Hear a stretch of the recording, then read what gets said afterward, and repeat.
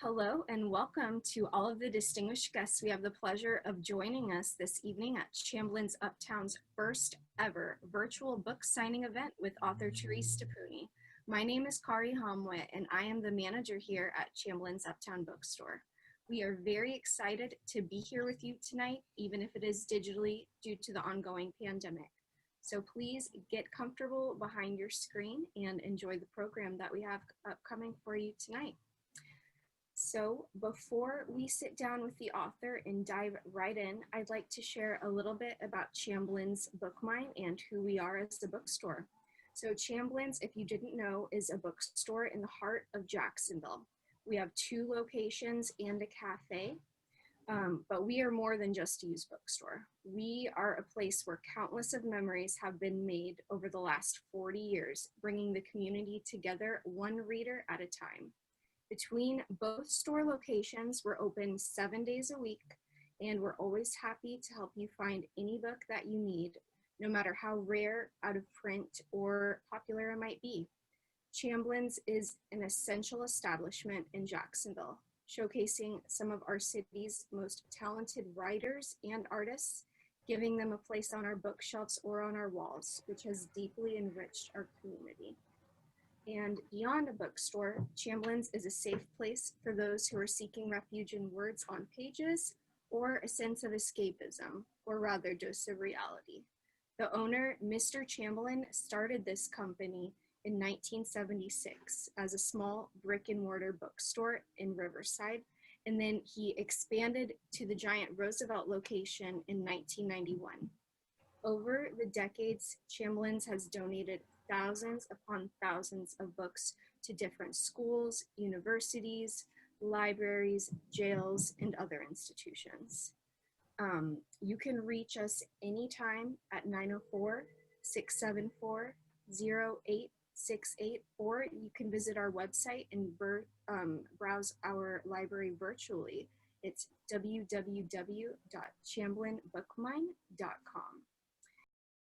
And now, without any further ado, I'm going to introduce you to our guest author of the night, Miss Therese Tappouni.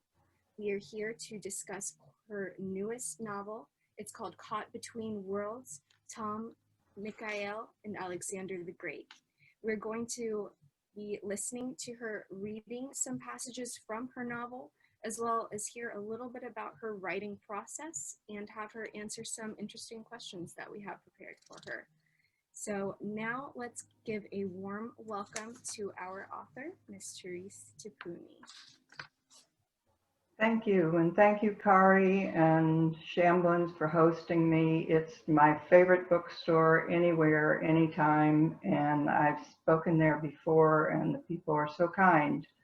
And I'm grateful, for the audience that's out there, because we have to get together any way we can get together, and this really works. So thank you for being here. I'd also like to mention that for anyone who buys a book today from Chamblin's, you can send me an email with your address, and I'll send you a book plate to put in the front with my signature on it. That's my sales pitch.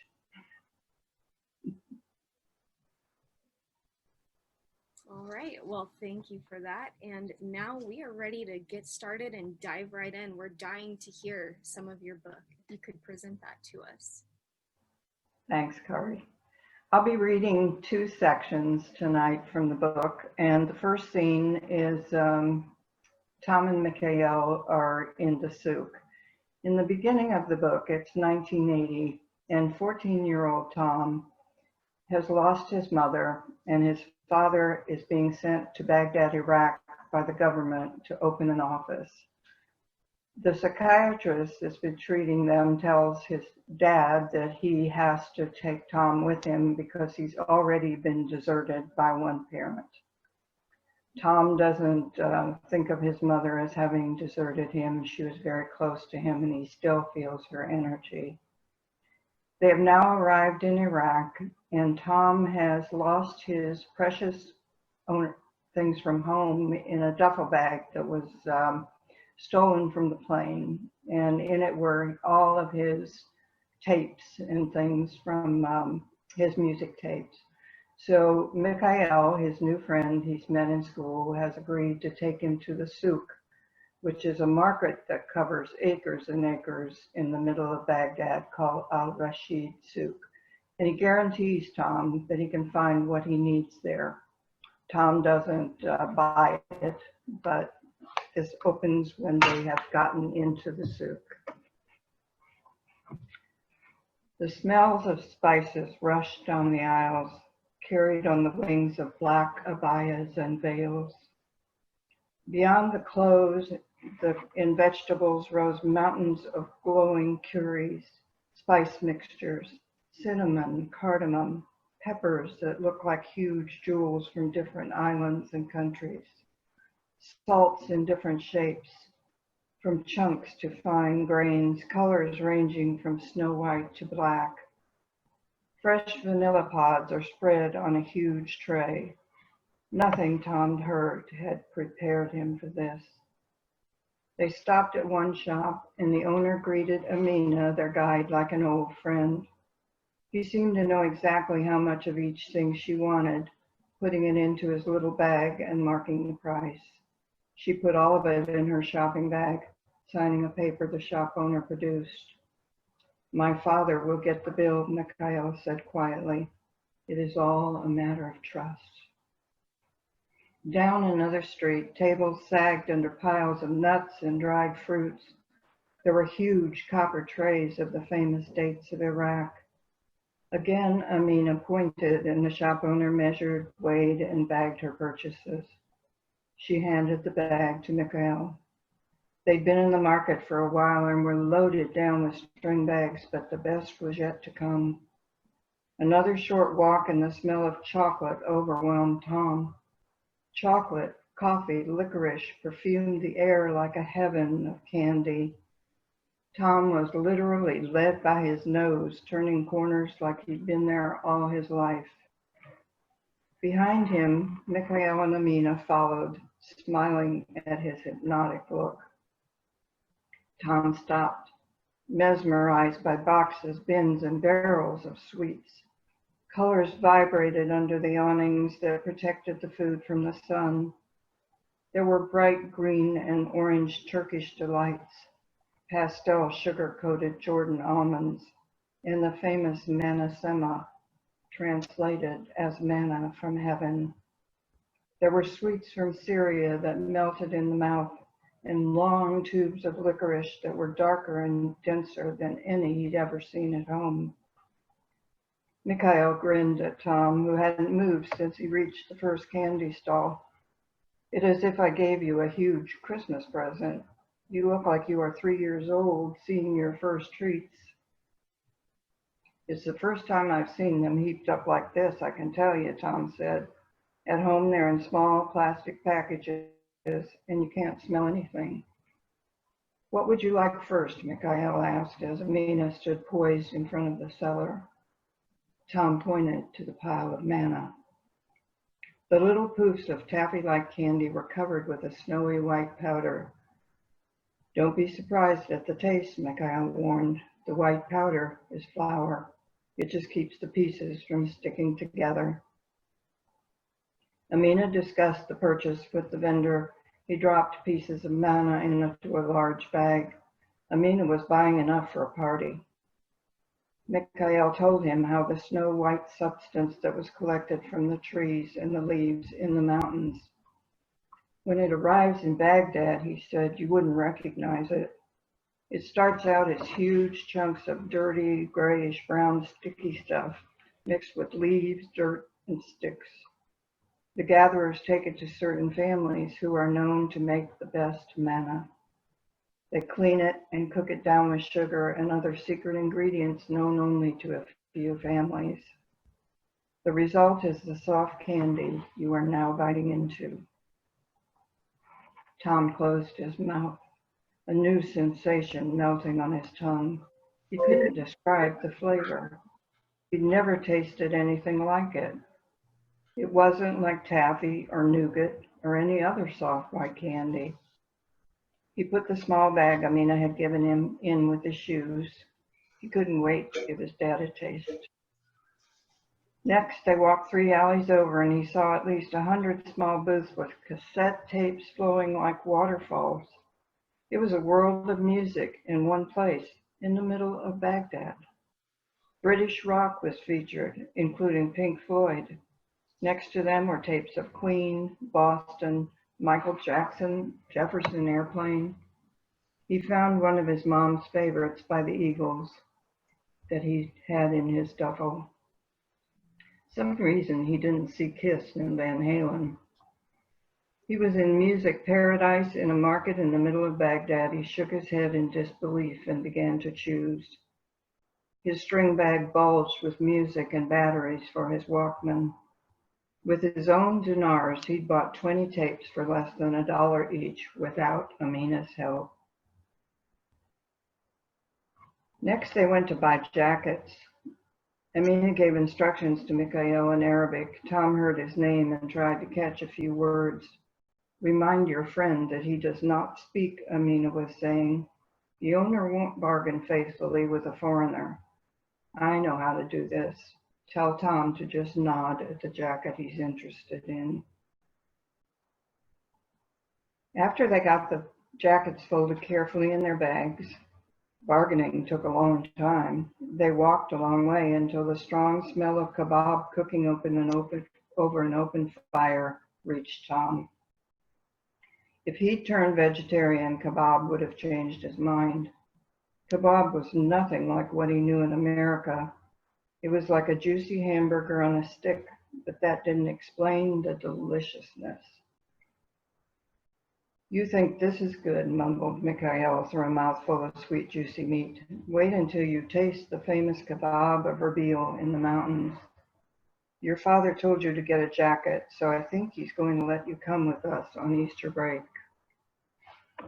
Erbil was the modern name of Arbela, where Alexander and King Darius of Persia had their final battle at Gaugamela. Tom was all ears. Between Amina's little bit of English and Tom's little bit of Arabic, they were finally beginning to communicate. Suddenly, the souk exploded with a cacophony of yelling and barking. A large gray shape dodged under their table as 3 yelling men carrying ropes ran past.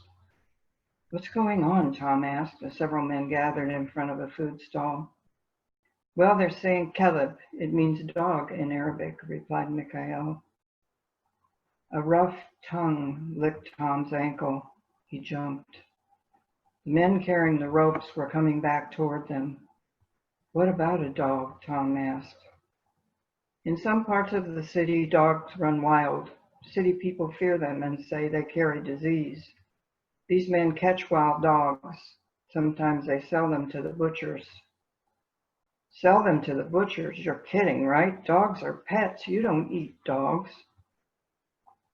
If you're poor and from certain countries, you do, Mikhail replied, looking steadily at Tom.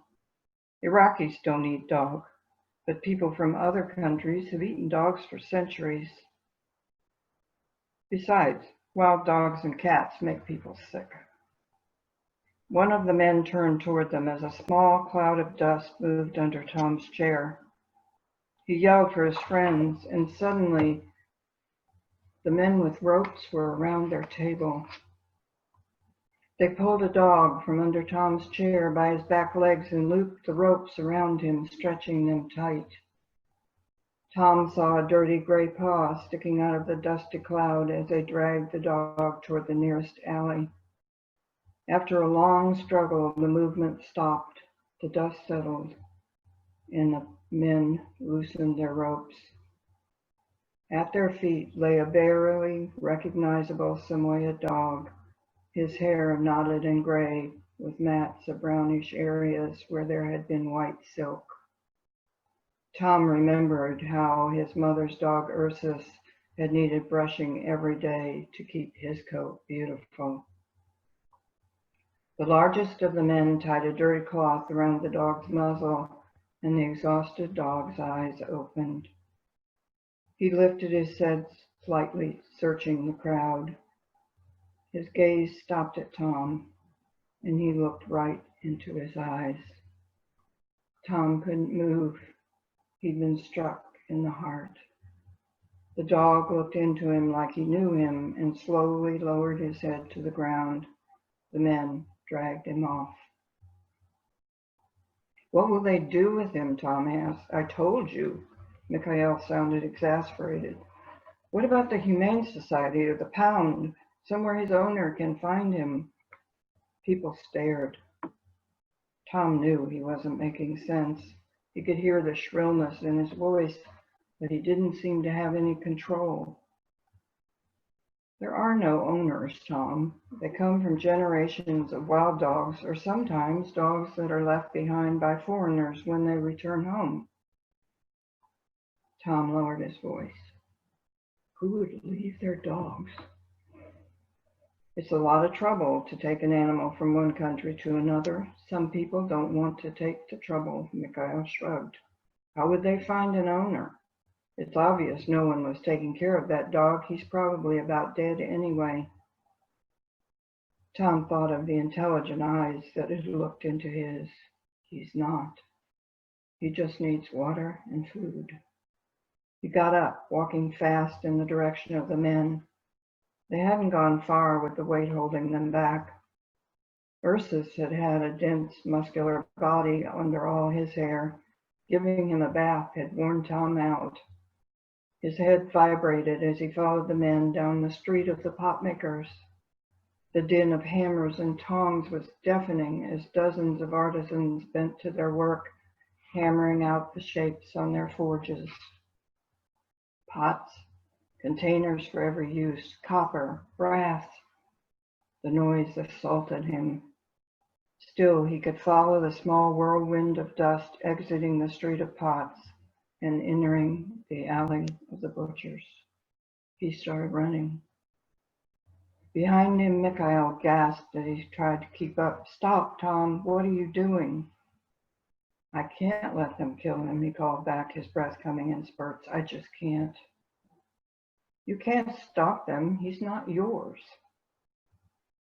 The men were in front of a shop, and a tall, thin man appeared from the back. "So, what have we here?" he asked. "Kelp," one of the men replied, holding tight to the rope. "Not too fat, but enough for you, I think." "What are they saying?" Tom asked, his breath beginning to even out. "They're discussing price. He's determining how much the dog weighs." "He's about 35 pounds, Tom whispered through the dust clogging his throat, "but he's not for sale." His voice rose. "You have to tell them he's mine." Mikhail looked at him like he'd lost his mind. "I can't do that. He's not yours, and you don't know what kind of disease he might have." "I know he's fine. I know, and that's enough. It would be better if you told them, but if you won't, I will." "They wouldn't understand you anyway. Why do you care?" "Just trust me. I'll tell you later. Tell them I'm a European and I lost my dog and have been looking for him." And that, thought Tom, was almost the truth. He moved toward the men. Mikhail put his hand out. "Okay, I'll do it, but we're going to be in so much trouble." Tom watched as Mikhail pulled himself up to his tallest self and walked toward the stall. Fierce negotiations began, with the Arabic flying so fast and furious, Tom could only get one word in 50. Finally, Mikhail signaled him to come forward. "They say if the dog is yours, you can pick him up and carry him away. If he doesn't know you, he will bite you, and then you must leave. If he goes with you willingly, you will have to pay them 10 dinars for their trouble."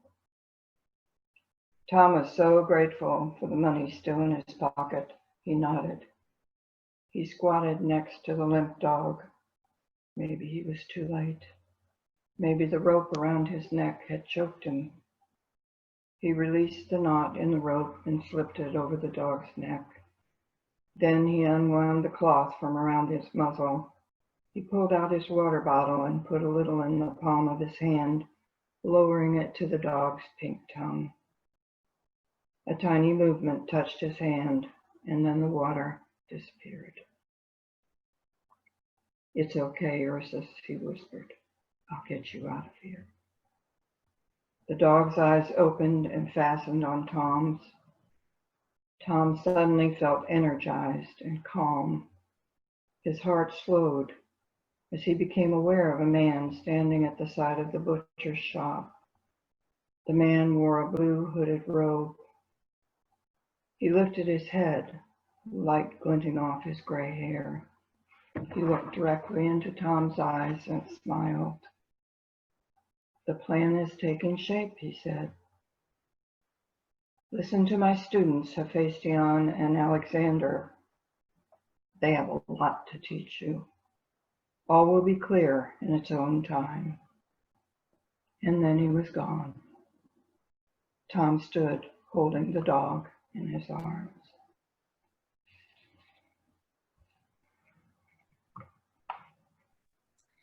All right. Thank you for reading that, Therese. That was the end of the first passage. And if you are just now tuning in, we have been transported to the streets of Baghdad, and I've been sitting on the edge of my seat this entire time. And now we are going to begin the second passage of the book. The second passage begins the part that's caught between worlds. Tom has joined his friend Mikhail's family to go to Mosul in northern Iraq for Easter. His father stayed in Baghdad to work. They are on the road and have arrived at the fabled city of Hatra when suddenly Tom's father arrives. Neighboring Iran is in the midst of a revolution, and splinter factions number in the hundreds. Some of them are pushing for war with Iraq and have been sending in scouting parties. John says bombs have gone off in the souk and all American dependents are being evacuated. He's come to take Tom back to Baghdad. As the adults discuss the crisis, 3 men dressed in black and carrying guns arrive at the campfire, hear John's voice, and take him hostage. In Mosul, the police are too busy to look for John. War with Iran is imminent, and they have bigger fish to fry. With the help of Mikhail's unusual twin sister, Miriam, Tom and Mikhail pack for the road and head out to rescue John themselves. On their first day out, they have an encounter with a group of Kurds. The scene begins with the encounter. In the late afternoon, Tom stopped, exhausted, and dropped to the ground. He took off his sneakers, now more pink than red, and examined the blisters on his heels and the rock bruises on his shins. They were in a new area of softly sloping hills. The skeletons of old apple trees dotted the land. Mikhail got a small axe from his pack and made walking sticks for each of them. They returned to the trail, the sticks helping them balance their heavy packs. My stomach is empty, said Tom. I feel like we're going around in circles in these hills. I'd be lost without my compass. It does take longer when you don't follow the flying crow, Mikhail answered. Maybe we should look for the main road and try to get a ride.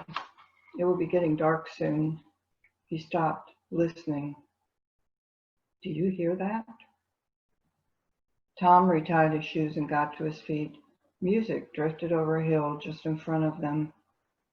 Cautiously, they approached the top, then dropped on their stomachs and inched forward, Ursa in the lead. Tom peered over and caught his breath. Below, trees with bright new leaves surrounded a spring of bluest blue. Under the trees were multicolored rugs and platters of food. A tent was nearby, and outside several men were holding sticks of meat over a fire. As their noses caught the scent of meat, Ursa whined. Away from the fire, a lone man sat plucking an oud. Behind him, horses were tied to a tree. Mikhail pointed. See the man playing the oud? That's what we heard. Tom recognized the roundish guitar-like instrument from school and parties. What do you think they're doing here? He whispered. I don't know, some kind of meeting, I guess. They're not the men we're looking for. Look at their clothes, their Kurds. What about the guns? All of them have rifles. Before Mikhail could answer, Ursa was off down the hill as if the smell of the meat cooking was more than she could take. Mikhail ran after her, shouting, "Stop, Ursa, come back, come back." Tom stood frozen at the top of the hill. Suddenly, Mikhail's foot hit a rock, and he flipped in the air, tumbling head over heels down the steep slope. His body rolled the last few feet like a limp rag doll. He came to a stop against a pair of huge booted legs. Tom stumbled after him as Mikhail stared up into the man's face. Blood flowed from under his hair and into his eyes. His head fell back. The big man bent down and lifted Mikhail, carrying to one of the rugs that had been cleared of food. He laid him down gently, and Ursa circled him, whining.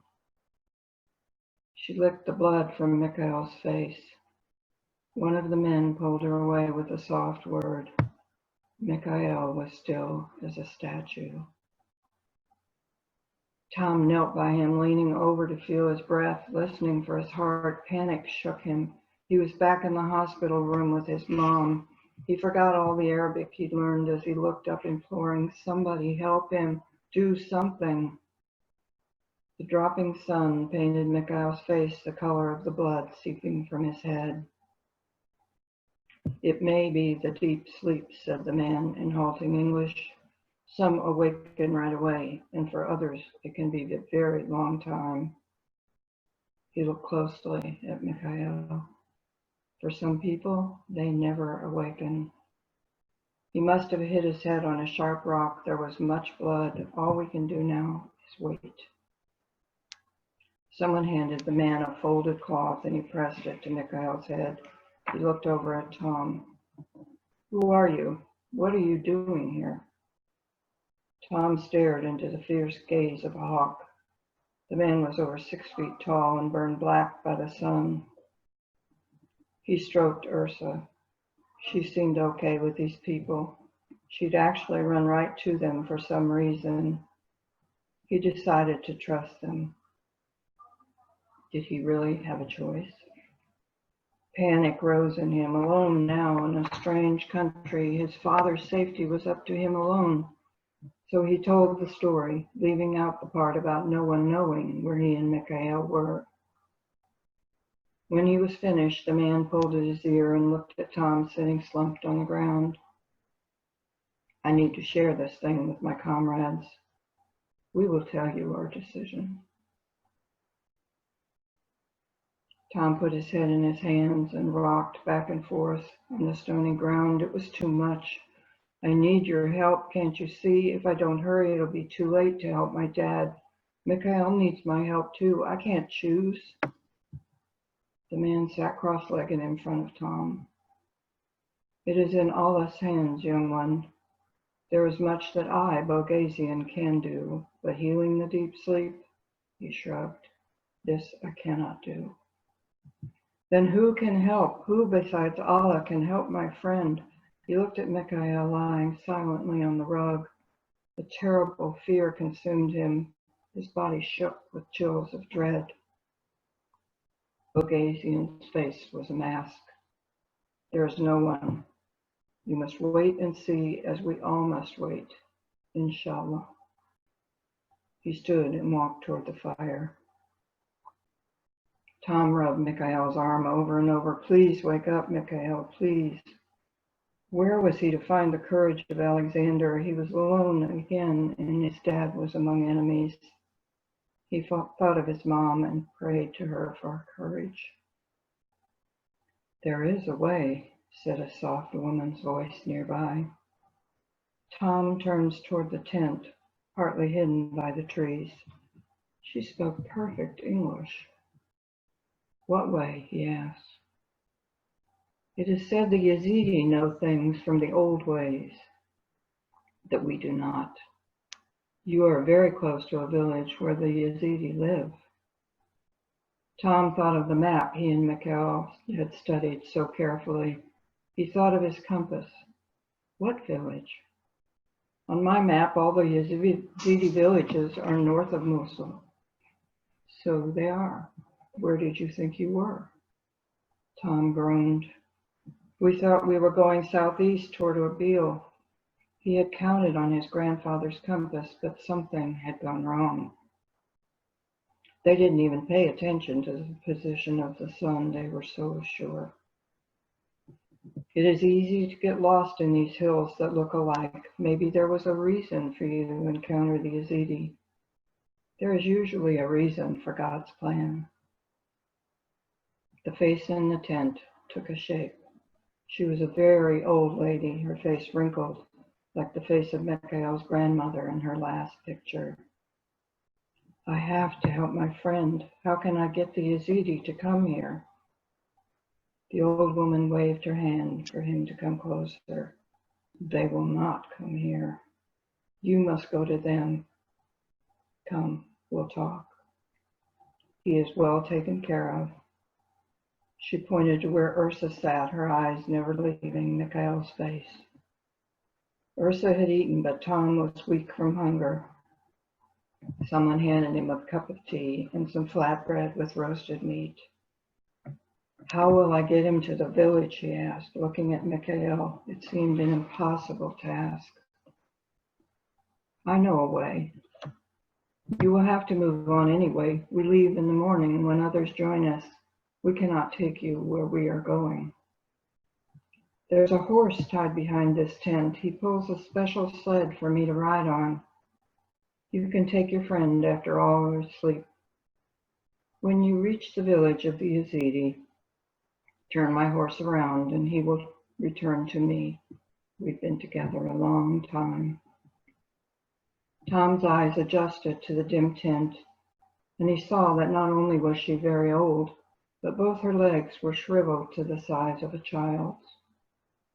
Why can't I get the others to help me? Why wait until they're asleep? That I cannot tell you, but I don't think they would like you to leave here knowing where they are. Tom groaned in frustration. I forgot the world was still going on. All I cared about was getting my dad back.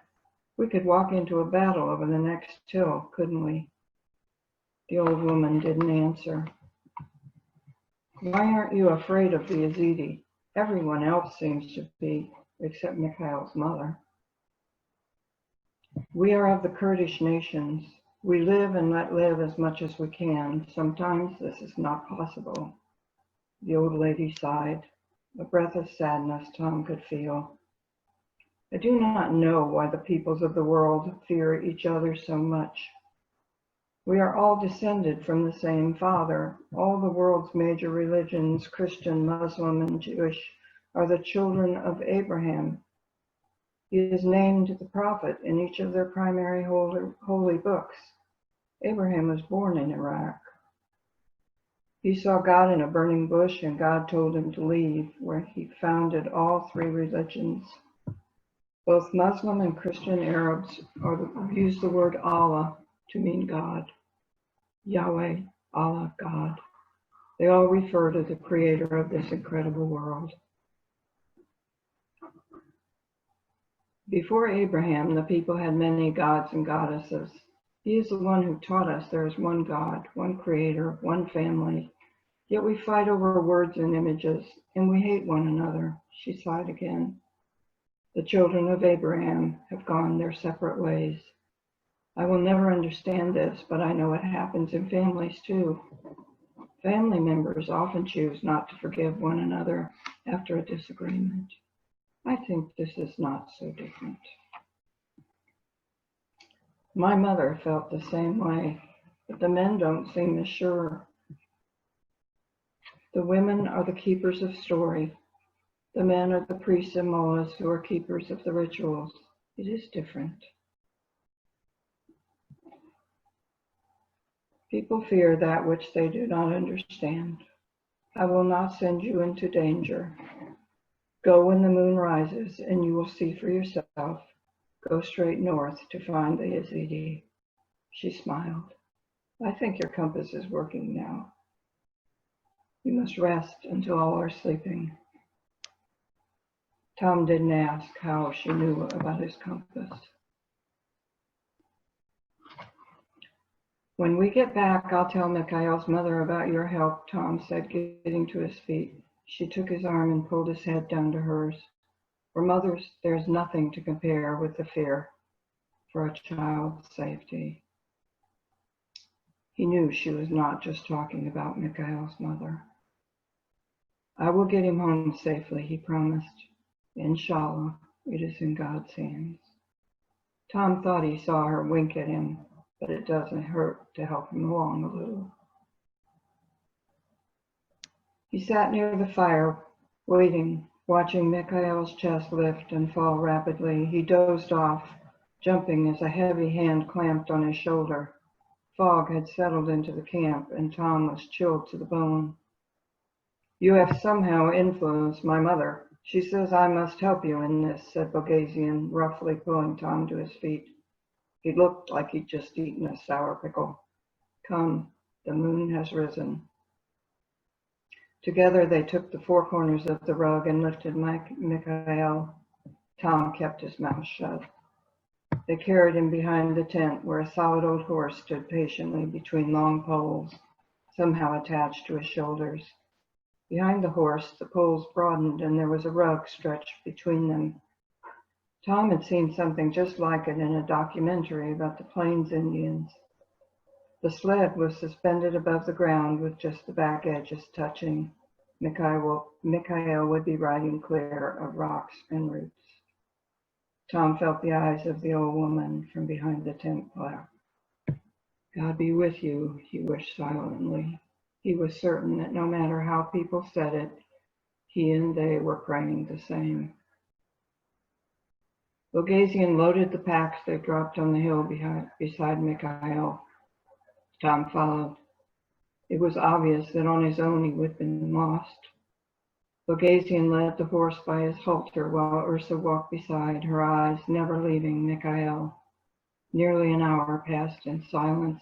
His feet were numb with cold, and Tom feared they were going in circles. Then in the moonlight, the tip of an eerie, cone-shaped white structure lifted from the fog. The horse climbed a soft rise, and below was a landscape dotted with different-sized cones, ghostly in the pale blue-white light. Tom felt a chill of his spine. Bogasian stopped. I go no further. I hope you find help here. His tone left no doubt that help was not what he expected Tom to find. There, they are coming. Release the horse when your friend is lifted from the sled. She will return to our camp. Tom saw a group of men in long white robes coming toward him. He turned to say thank you, but Bogasian was gone. He took a deep breath and faced the men. If he was going to help Mikhail, he had to be strong. Ursa leaned against his leg. He wasn't alone.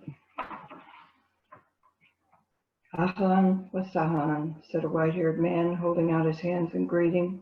We have been expecting you. Tom didn't ask. He'd stopped asking. He watched as two men lifted Mikhail and carried him towards one of the buildings in the small village. Others unloaded their packs. The horse turned, heading back to his owner.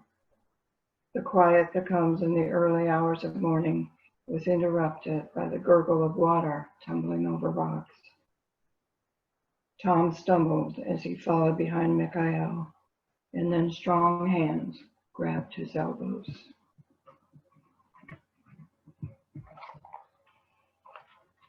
Sorry about my voice.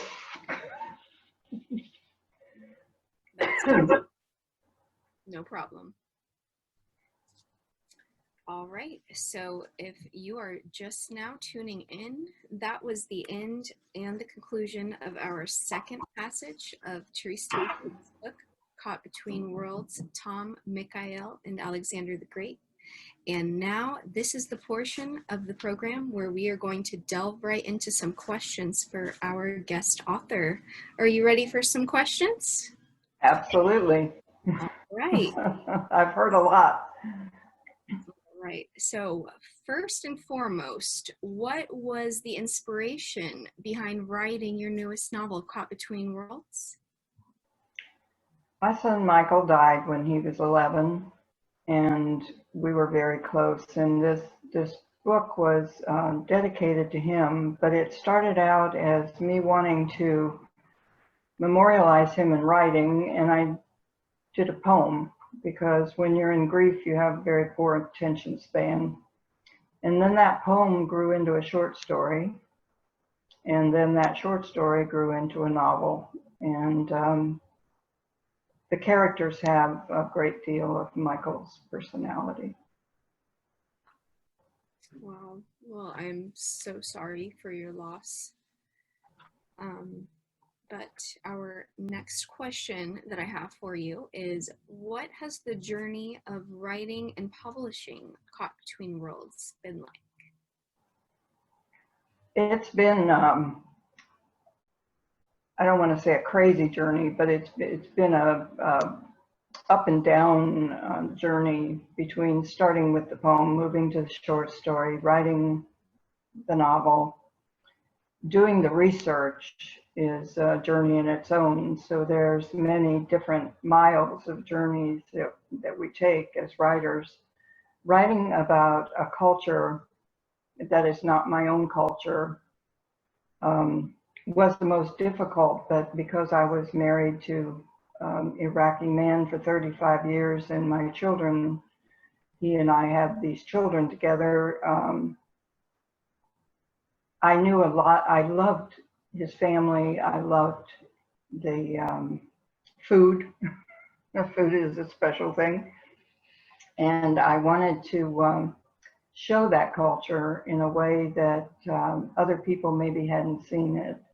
So it became another journey at that point where I was actually researching not only Alexander the Great, which I've been doing for quite a while, but then researching Iraqi culture.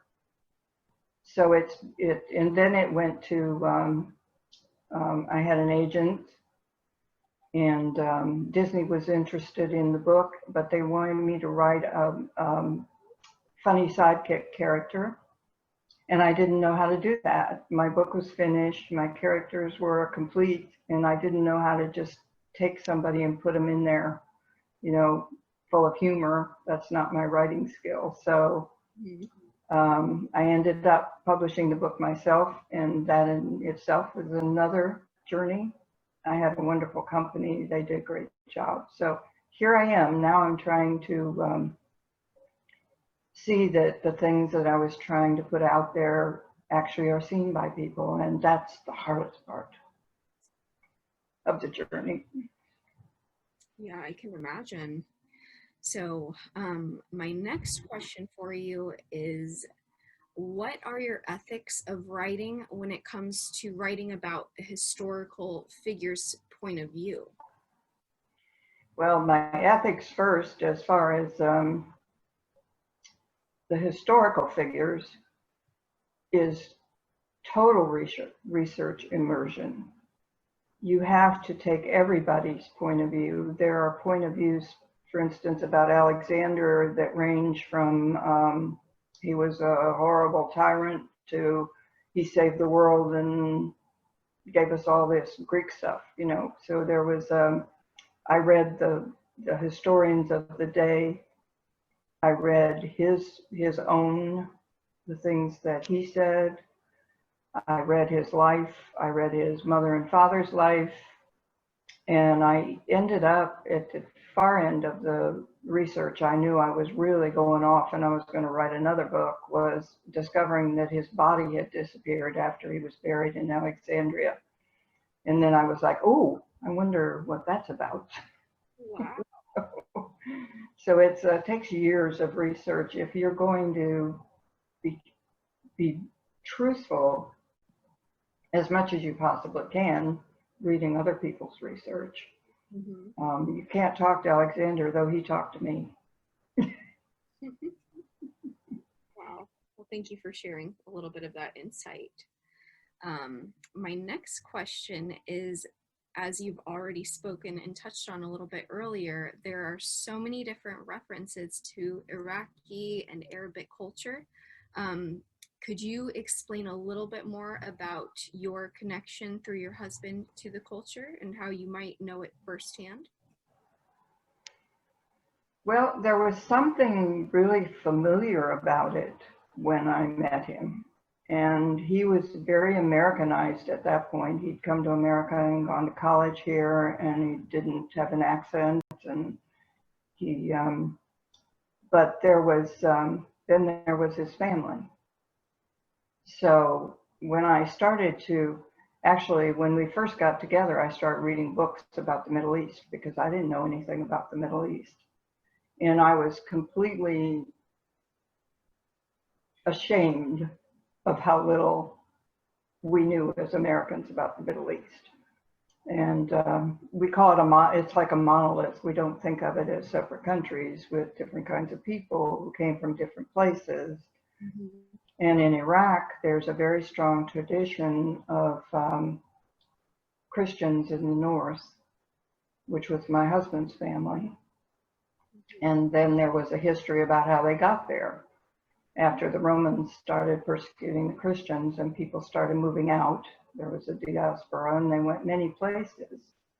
So then I found out there were Arab Christians many places. So there was just so much I didn't know, but I had wonderful in-laws. And my mother-in-law didn't speak English and I didn't speak Arabic. And we laughed a lot because she asked me for a glass of water once and I showed her to the bathroom. So it was the family that showed me the culture. And then when I went to Iraq, I was stunned at the beauty and the antiquities, and particularly stunned by discovering all the places where the statues had no heads. And I realized that's why I saw them in all the museums I go to, because people came and in a hurry, they took the heads off the statues and left the local people with their leftovers. We call them the leftovers in the book. Wow. There's a lot I learned. Yeah. I'm sure those heads ended up in many Western museums all over the world. Oh, not just the heads, yeah, friezes and it's just the Great Bull of Nineveh isn't in Nineveh. I think it's in the Louvre. I could have that wrong, but yeah, they're not there anymore. Wow. All right. So our next question is going to be, what was the largest hurdle that you had to overcome when writing this novel? I had to separate myself from thinking about it as a commodity that might sell someday. A lot was going on, a lot happened. The Iran-Iraq war happened. The us going into Iraq, the Americans going into Iraq. It was like I was being told that nobody wants to hear anything about Iraq unless you've got a war movie in mind. So the biggest hurdle was to keep myself from thinking about it as a commodity and thinking about it as just a project that I loved and wanted to get out there and hope that the right people or the people who cared about it would find it.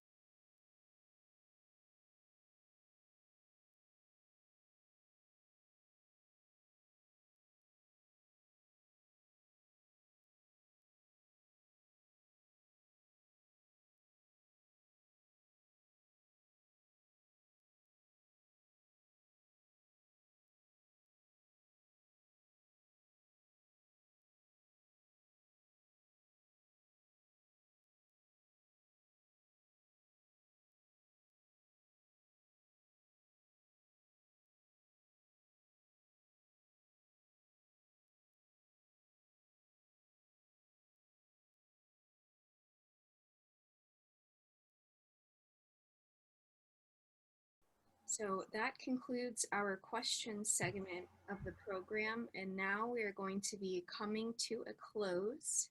So once again, I would just like to thank all of our guests and viewers that are here with us tonight and that joined us during our first ever book signing with author Therese Tappouni.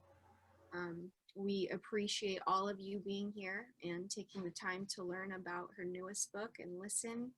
And we hope that you enjoy the rest of your evening. And once again, I'll reiterate for Chamblin's, you can always visit our website at www.chamblinbookmine.com.